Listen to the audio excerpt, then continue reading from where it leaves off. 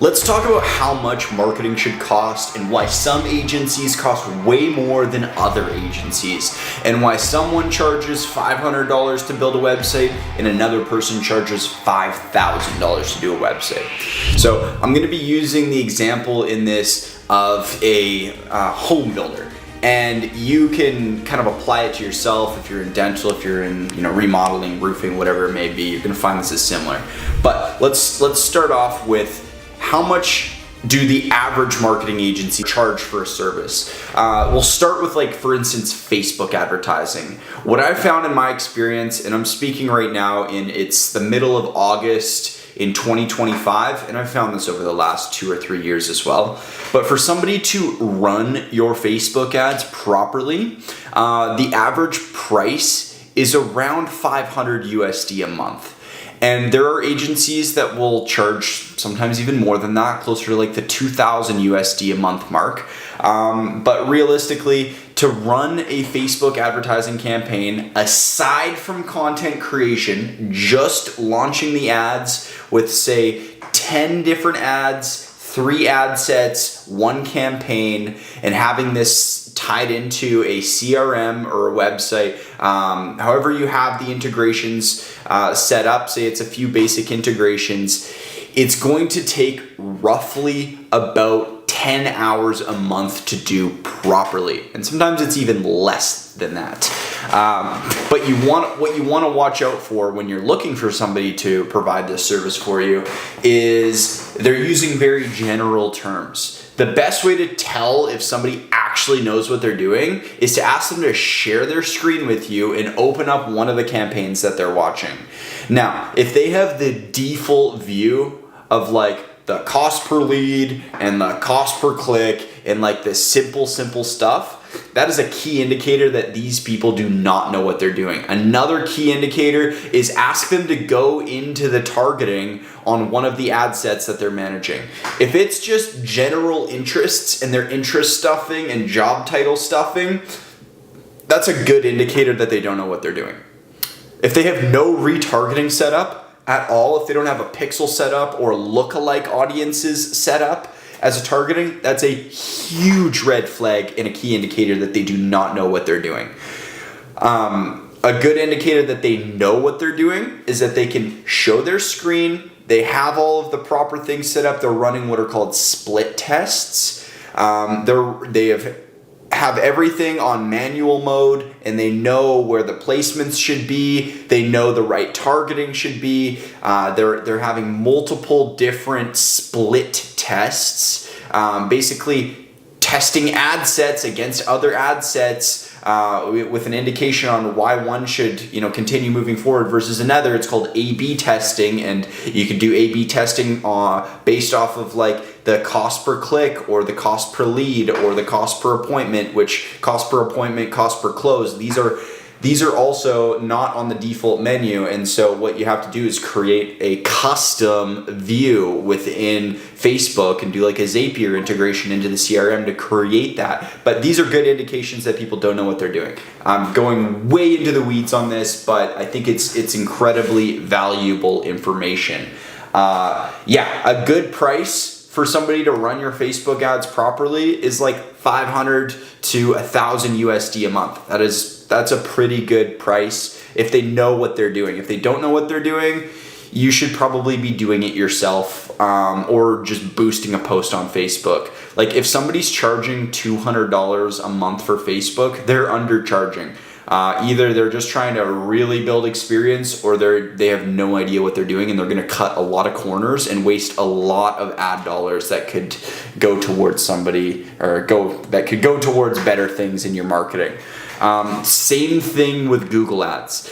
Google Ads is a whole separate platform, but to set up the proper things within Google Ads and to properly monitor it and adding negative keywords, having the right Google tags in the right places on your website to capture the right people and remarket to the right people. I'm saying right a lot right now, but to do that properly takes a good, again, 8 to 10 hours a month. Realistically, they should be spending probably 30 minutes on your campaign every other day.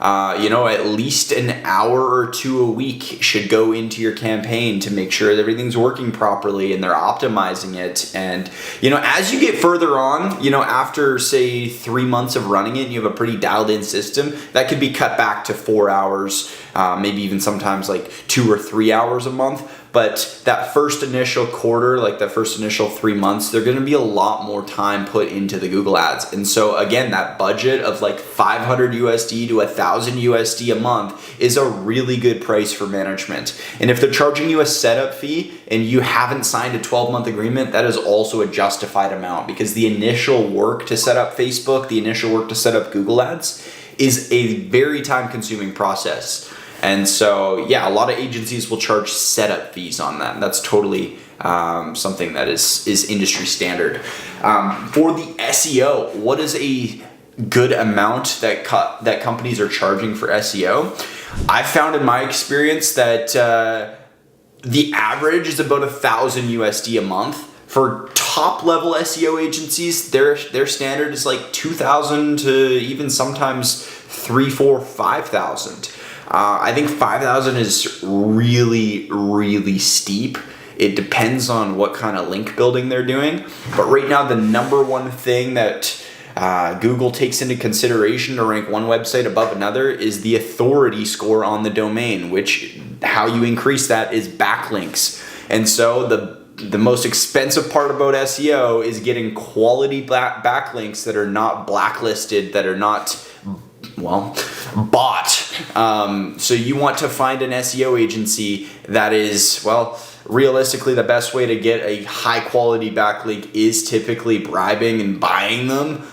You go and they'll go and reach out to a company like Yahoo Finance or Business Insider, or sometimes even Forbes magazine, or some of these bigger publications to create a backlink, or they'll join you into local associations which cost money, and those create quality backlinks, which then increase your authority score. Okay, but how much should they be charging? It should depend on how many backlinks they're giving you. If they're charging you like 1,000 to 2,000 USD, you should be getting at least 5 high quality backlinks a month that are above the domain authority of 70. A 70 DA domain authority is a good amount. You want about 5 to 10 of those a month at about 1,000 to 2,000 USD. Anything more than that, you should be getting like 20 to 30 high quality backlinks if you're spending like 4K on SEO. If somebody's charging you like $100 to do your SEO, or like $250, that's scary. Because they're probably cutting corners. They're probably just doing on-page SEO, which is, you can optimize your website and keyword stuff and do blogs and to do all this technical SEO stuff that sounds super fancy, but it's not going to get you ranking faster than a bunch of really high domain authority backlinks would. It's still really important to have all that done, but just doing that alone is not enough to get you to #1 in Google if you're in a competitive industry or trying to rank for competitive keywords. So you want to keep that in mind, that if they're charging like $250, $500 to do your SEO, they're probably cutting corners. They're probably cutting a lot of corners, and they might be outsourcing their work, whatever it may be. Let's move on to a website. How much should a website cost? If you're looking for a high quality website that is going to rank on Google, that is high quality content, the page speed is optimized, the images are compressed, everything is done properly, your schema is done, and the pages are going to index all in, you're going to be on WordPress, on like a 5 to 10 page website, the average cost is going to be about 2,500 USD up to about 3,500 USD. That's about average for like a 5 to 10 page informational style contractor home builder website. That's about standard, is 2,500 to 3,500. Now some companies will charge more. If it's a completely custom coded website, there's a lot more that goes into it, but realistically that's completely unnecessary now in 2025. I would never advise anybody to pay more than $5,000 for a informational website now. It just doesn't take that much work. I mean, it does take work, but it doesn't take that much work to start charging $5,000, $10,000. That's ridiculous for a WordPress website, no matter what they're doing. I don't care how many custom codes or anything that they're doing. If it's an informational website, it should be $2,500 to $3,500. Your hosting should be like maybe if it's managed hosting, like $50 to $100 a month. Billed annually is pretty standard, but anybody building websites on like Wix, on like Shopify, on Squarespace, on GoDaddy, on Google, like Google has their own website builder now, but any of those like really like cheap website builders, I'm gonna call them, really good for if you're just getting started, but never pay more than like $1,000 for one of those websites. Because it's incredibly easy to build a website on those, and you could do one in a single day. It's like maybe like 5 hours of work to build a website on Wix versus to properly build a website on WordPress. You're looking closer to like a 30 to 50 hour project to do properly.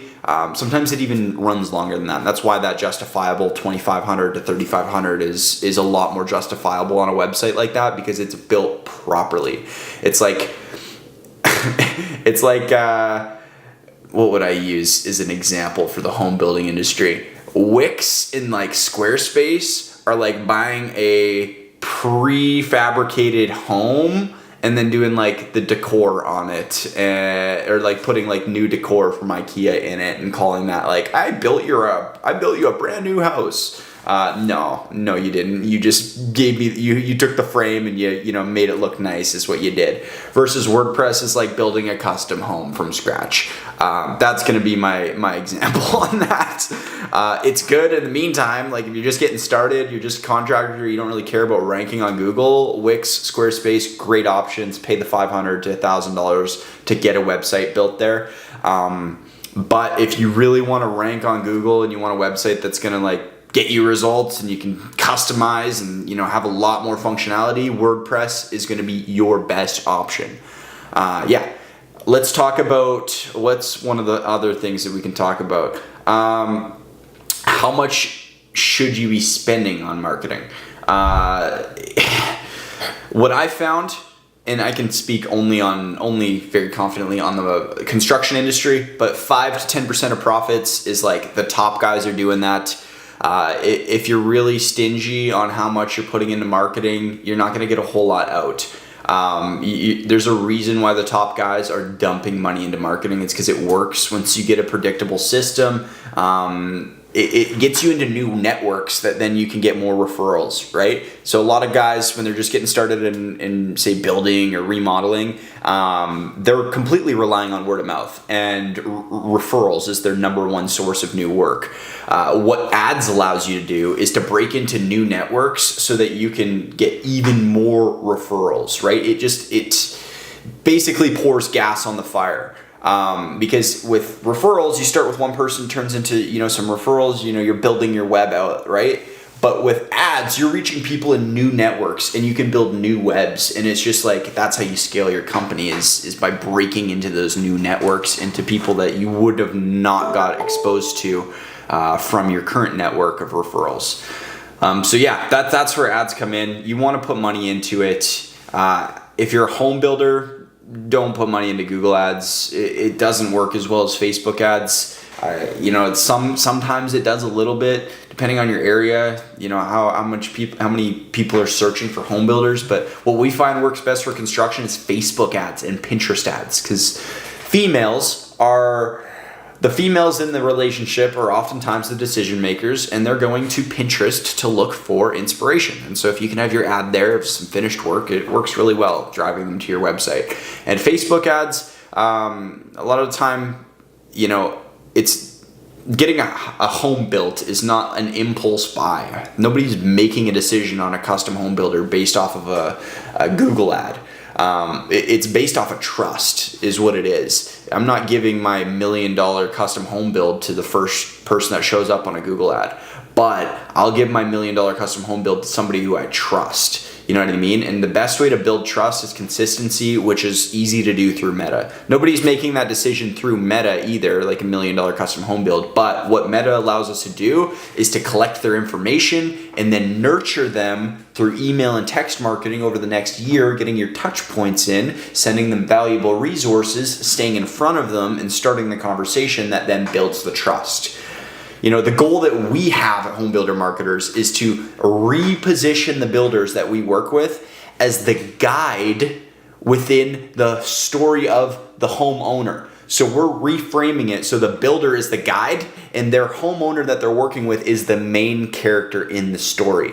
And so the main character is the homeowner. They're like, hey, I have this problem. I want to live in my dream home. I don't know how to get there. And we introduce the guide, is the home builder that we work with. And they come in and they say, hey, Mr. Homeowner, I'm happy to help you. Let me give you all the information that you possibly could ever need to get to that desired outcome and get over this problem that you're having on not living in your current dream home. Here's some information. You need to know this along the process so that you can get to your desired outcome. That's really how we position it. But go pick up the book Building a Story Brand by Donald Miller. Incredible read. We implement all that into the marketing systems that we do for our clients. But yes, okay. So if you are buying packaged services from an agency, there's a lot of different price points that you're going to see. You're going to see some guys are charging $5,000. You know, we have some of our competition, they're charging $5,000 a month for the same thing that we're charging $2,500 for. So why would you pick one over another? I believe there is such thing as overcharging. I believe there also is something called undercharging. You should probably try and find the medium, because if you're overpaying for something, it's going to take a lot more work, no matter how good they're doing, to get you a return on your investment. And if they're undercharging, they are not going to care enough or have the resources enough to give your project the attention that it needs to get you an ROI. But that middle sweet spot is kind of where you want to land. You want to find the guy has been doing marketing for your industry for, at least a few years, has a proven track record, and isn't gouging on price. That's really the goal. That's what you want to find, is kind of that person in between. But keep in mind on this: if they are not transparent, that is a huge red flag. You should be looking for an agency that is radically transparent with everything, with their results, with the people they work with how much they charge, why they charge that. All of these things they should be incredibly transparent with, so that you have no questions that they can't answer or won't answer. That's a really good indicator to figure out how good an agency is and how ethical they are. Because if they're hiding things, that's a red flag. Don't work with them. But if they have everything out in the open, pricing's on the website, they have past clients and all that, that's a really good sign. You should probably reach out to them, learn more, and maybe eventually even work with them. But yeah, that's my 2 cents on how much marketing should cost. A breakdown on SEO, Facebook ads, Google ads, websites, all that fun stuff. So if you have any questions, feel free to reach out to me directly. I'm happy to answer any questions. If you're looking at hiring a marketing agency, whether it's us or you're working with not a coach, but a marketing agency or marketing expert specific to your industry, I'm happy to help give you some insight on whether you should hire them or not, because there's a lot of sketchy business practices when it comes to marketing, people cutting corners, undercharging, overcharging. I'd be happy to help you with that. But here at Home Builder Marketers, we are on a mission to help 10,000 home builders get to more than 10 custom homes sold per year. So if you align with that and you want more content like this, where we are choosing to be that radically transparent marketing agency, give this video a like, follow the channel for more great videos like this. Thanks for watching.